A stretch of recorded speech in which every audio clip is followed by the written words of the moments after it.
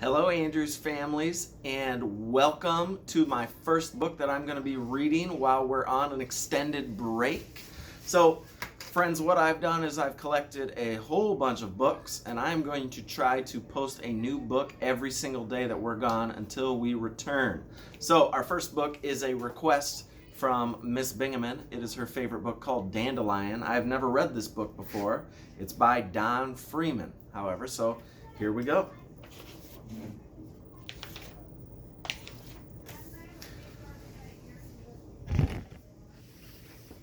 On a sunny Saturday morning, Dandelion woke up, stretched and yawned, and jumped out of bed.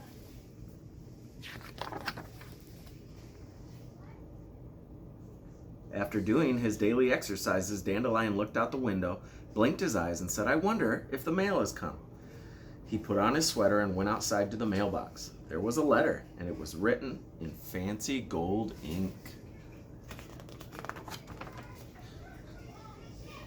Dear Dandelion, you are invited to my tea and taffy party on Saturday afternoon at 3:30.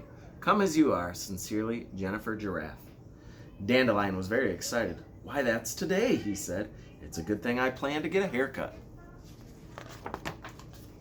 As soon as he had washed and dried the breakfast dishes and made his bed nice and neat, he ran down the street to the barber shop. Lou Kangaroo had a chair waiting for him. First he trimmed Dandelion's hair, and then he gave him a shampoo. Dandelion thought he should have a manicure too.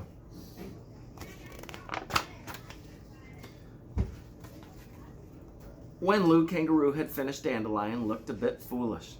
His mane was frizzy and fuzzy and completely unrulish. Maybe a wave would help, Lou suggested, showing him a picture in the latest fashion magazine for lions.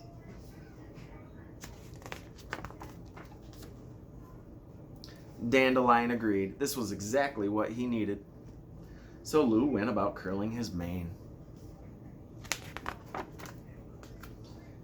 He looked magnificent. But now Dandelion thought he really should wear something more elegant than a sweater to the party.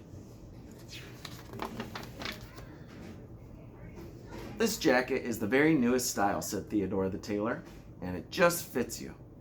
All you need now is a cap and a cane. Happy Crane will be glad to help you." What a dapper dandy he had suddenly become. "It's nearly 3:30, said Dandelion. "I just have time to get something for my hostess." A bouquet of dandelions would be perfect. He knew this tall door very well, having been there many times before.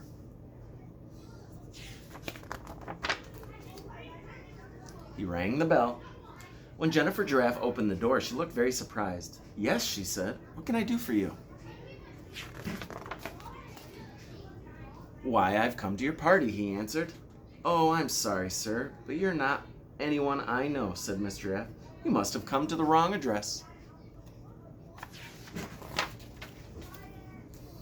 And with this, she closed the door right in poor Dandelion's face. "I'm Dandelion," he roared. "You've made a mighty mistake."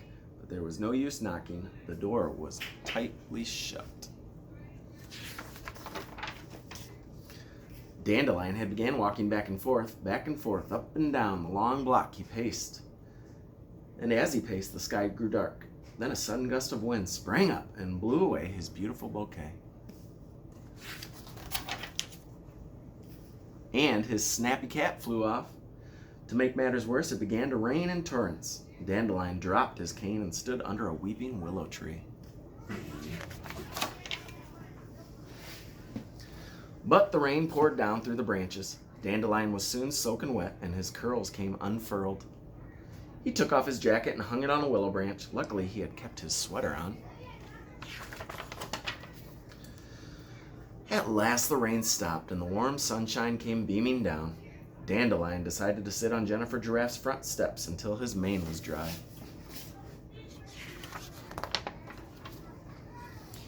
While he sat there waiting, he spied 3 dandelion flowers under the bottom step where they had been protected from the wind and the rain. He picked the dandelions and said, "I think I will try again." He rang the bell.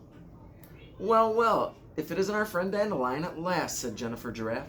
We've been waiting for you for the last hour. I do hope you weren't caught in any awful cloudbursts. Everyone at the party greeted him heartily. Later on, when all her guests were enjoying tea and taffy, Jennifer Giraffe told Dandelion about the silly-looking lion who had come to the door earlier. Dandelion almost spilled his cup of tea as he reared back and laughed uproariously. Oh, that was me! I was the silly-looking lion. Miss Giraffe was so flustered she got herself all tangled up in her long pearl necklace. I do apologize for having closed the door on you, she said, blushing. I promise never to do such a thing. And I promise you I will never again try to turn myself into a stylish dandy, said Dandelion as he sipped his tea. From now on, I'll always be just plain me. And that's the end. All right, friends, that's a great lesson we could learn from Dandelion the lion. Remember, you are the best you can be, and nothing's better. Remember, I miss you all. If nobody told you they love you today, I love you all very much, and I look forward to seeing you again soon.